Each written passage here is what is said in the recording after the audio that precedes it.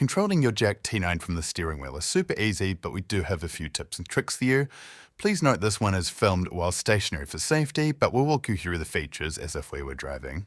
The first one, and most important perhaps, is the music, or the tunes we like to say. So you can control these using these buttons that you can see on the right hand side here.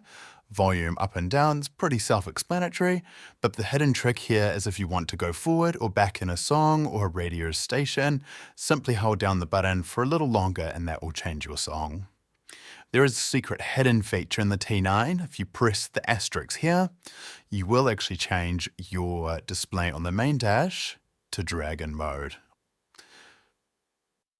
If you're not a fan of that and want to head back to the blue, pretty easy. Just press the button again and you'll be back. The next one is the menu button here. When you've pressed this, this changes what is displayed on the right-hand side of your main dash.